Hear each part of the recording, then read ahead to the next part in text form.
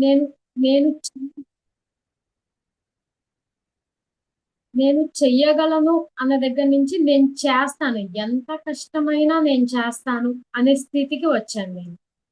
ఏది ఏమైనా సరే నేను చేయగలను. ఆహ్, నేను చేయలేని పనిని కూడా నేను ఇంకా బాగా చేస్తాను అన్న వేలోకొచ్చేసాను సార్. క్లాస్ అయితే అద్భుతం సార్. అసలు మనం ఏంటి? మనం ఎందుకొచ్చాం? ఏ కారణంగా వచ్చాం? మన జీవితం అంటే ఈ జీవితం వల్ల ఎదుటి వాళ్ళకి ఎట్లా ఉపయోగపడతాం? మనకి మనం ఎట్లా ఉండగలము? అన్న విషయాన్ని తెలుసుకున్నాం సార్. ఎనర్జైజేషనే గాని, లిక్విడ్ డైట్‌ని ఎట్లా తీసుకోవాలని మీరు చెప్పిన విధానమే గాని, మొత్తం అంతా బాగుంది సార్. నా స్కిన్ గ్లో వచ్చింది. ఇంచ్ లాస్ అయ్యాను. వెయిట్ కూడా తగ్గాను గానీ, ఎంత తగ్గానో తెలీదు. అంటే చూసుకోలేదు సార్. అసలు నేనింత అంటే ఎల్1 చేసినప్పుడు చాలా ఎనర్జీగా చేస్తానో లేదో అన్న ఫియర్ లాస్ట్‌లో ఒక 11 డేస్‌కొచ్చేసరికి ఎల్2 చేసేటప్పుడు ఏమి లేదు. ఏంటి ఇంత తేలికా? ఇంత ఈజీనా? ఐ కెన్, ఐ విల్ అన్న స్ట్రాంగ్ మైండొచ్చింది సార్. ఏ ఏ పనైనా గాని నో పెండింగ్స్ లేవు. స్లీప్ బాగుంది. ఇంకా బాడీలో ప్రాబ్లమ్స్ అంటూ ఏం లేవు సార్. ఒక పీరియాడిక్ ప్రాబ్లమ్ ఉండేది. అది గూడా క్లియర్ అయిపోయింది. అంటే టైమ్ టు టైమ్ ఉంది అది గూడా. చాలా ప్రోగ్రెస్ ఉంది. కోపం లేదు. అంటే ఎప్పుడన్నా పిల్లలు చదువుకోవటం గురించి గాని అట్లా ఉండేది. అది గూడా ఏమీ లేదు. వాళ్ళని ఎట్లా చదివిచ్చాలి? ఏంటి? వాళ్ళ మోటివేషన్‌కి గాని, లేదంటే ఏంటి అన్న ఆలోచనలు అంటే ఆలోచనలంటే good way of thinking start అయినియి. బావుంది sir.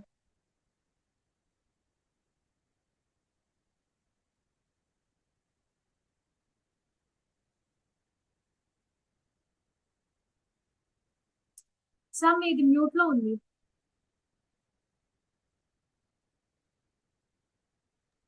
How the course is different from L1 to L2 అంటే is the difference. అసలు ఏంది L2 ఏంది ఎవరైనా ఫస్ట్ టైం వింటే ఇది ఎల్ కూడా అంతేనా ఇది ఏంది అది ఏంది అనేది please give a deep understanding మీ ఎల్1 అండర్స్టాండింగ్. Okay sir. ఎల్1లో మనకి మనం విశ్వంతో ఎట్లా కనెక్ట్ అవుతాము అంటే ఎనర్జైజేషన్ పార్ట్. ఎనర్జైజేషన్ పార్ట్ ఉంటది.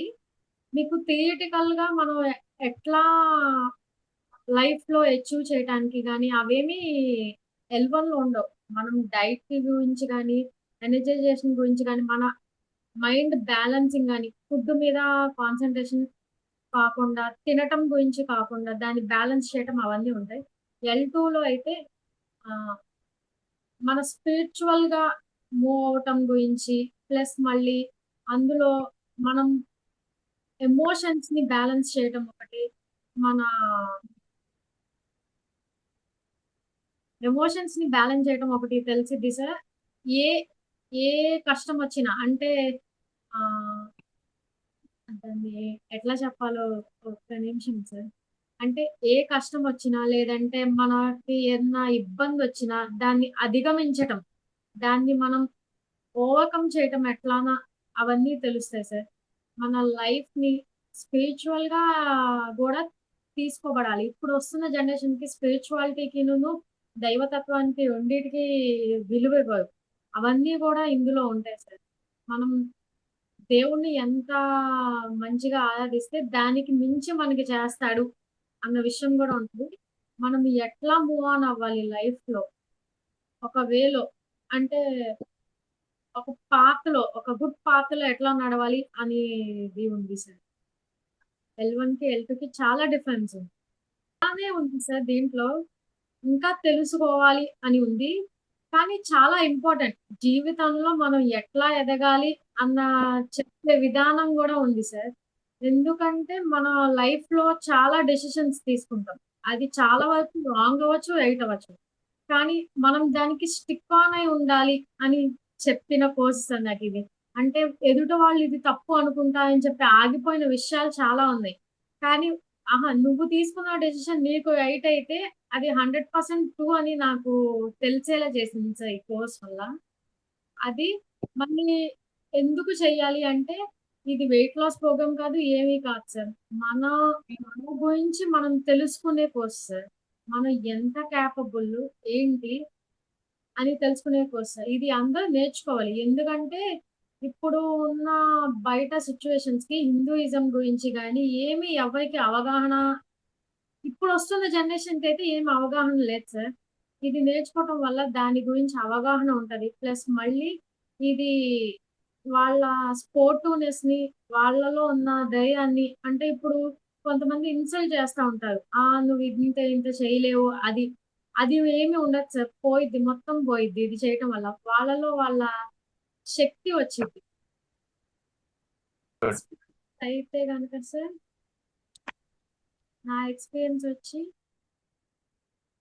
మెడిటేషన్ అప్పుడే గాని, క్లాస్ అప్పుడే గాని, ఆ ఎనర్జీ ఫ్లో నా బాడీలో తెలుస్తుంది. తెలుస్తుంది.